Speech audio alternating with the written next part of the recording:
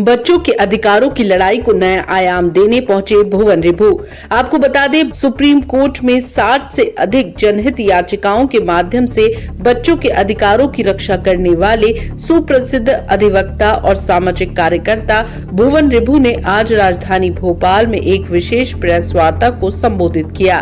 वे भारत के सबसे बड़े बाल संरक्षण network just rights for children के संस्थापक हैं, जिसने हाल ही में 2 वर्षों में 3 लाख से अधिक बाल विवाह रोके और 85,000 से अधिक बच्चों को तस्करी से बचाया। प्रेस वार्ता में भुवन रिभु ने कहा, बच्चों के खिलाफ अपराध केवल सामाजिक मुद्दा नहीं बल्कि आपराधिक न्याय प्रणाली का विषय है। जब तक हर बच्चा सुरक्षित नहीं तब तक हमारा संविधान अधूरा है। उन्होंने बाल विवाह, बाल तस्करी और ऑनलाइन शोषण जैसे गंभीर मुद्दों पर सरकार और समाज से ठोस कार्रवाई की मांग की। इस मौके पर भुवन रिभु ने क्या कुछ कहा, आइए आपको दिखाते हैं।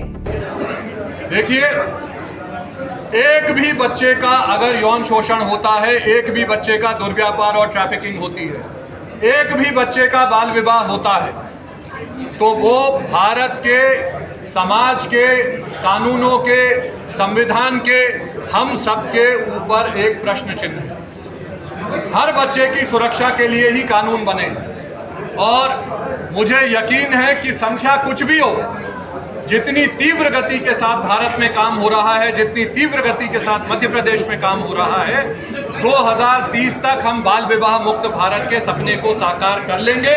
ये पूरी तरह से हो जाएगा। और जहां पे सबसे ज्यादा प्रोसिक्यूशन हुआ है, जहां पे आसाम जैसे राज्य ने पूरी दुनिया को दिखाया है कि 2 साल के भीतर प्रोसिक्यूशन के द्वारा उन्होंने बाल विवाह की दर 81% कम की है, तो ये ऐसा आंकड़ा है जो झुटलाया नहीं जा सकता। मध्य प्रदेश में खास तौर पे सरकारों से, और मेरा निवेदन है, मैंने चिट्ठी लिख के भी मुख्यमंत्री जी से निवेदन किया है कि जो आप कह रही थी कि पॉक्सो के केसेस में हर बच्चे को कंपनसेशन तुरंत मिलनी चाहिए। त्वरित न्याय के लिए जो फास्ट ट्रैक स्पेशल कोर्ट बने हैं वो 1 साल के भीतर केसों का निपटारा करें और तुरंत कंपनसेशन दें, ताकि वो कंपनसेशन से बच्चे अपनी शिक्षा को आगे बढ़ा सकें।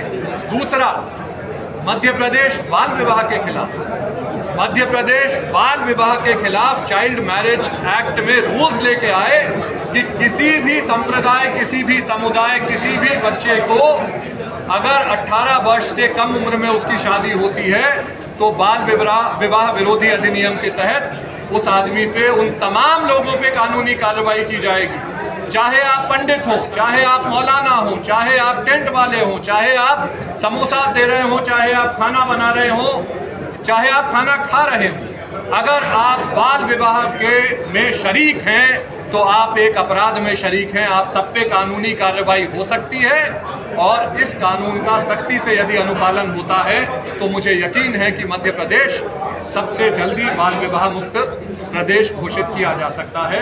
2030 तक भारत को बाल विवाह मुक्त भारत घोषित करने का हमारा सपना है और मध्य प्रदेश में हमारी कोशिश है कि 2027-28 तक हम ये जो आज की दर है उसे घटा के 10% से कम करें।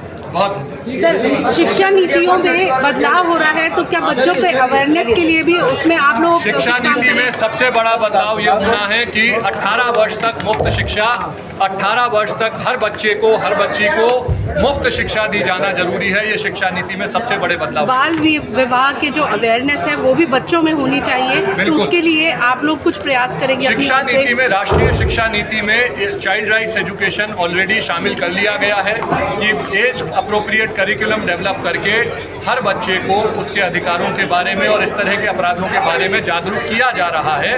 इस पे और ज़्यादा काम करने की जरूरत है। सोशल मीडिया जिम्मेदार है, तो किस तरह से उसको रोकेंगे? बच्चों के हाथ में मोबाइल रहता है, हर तरह के कंटेंट आते हैं। इंटरमीडियरीज की जिम्मेदारी सुनिश्चित करें। भारत के सुप्रीम कोर्ट ने पिछले साल just rights for children versus Harish में ये फैसला सुनाया है कि इंटरमीडियरीज की जिम्मेदारी सुनिश्चित करनी है। दूसरी तरफ हर बच्चे को शिक्षा में ये सिखाना है कि सोशल मीडिया की जिम्मेदारी क्या होती है और उसमें अगर कोई तुम्हें पहला फुसला रहा है तो कैसे उससे बचाओ। ताज़ा खबरों के लिए हमारे चैनल को अभी सब्सक्राइब करें।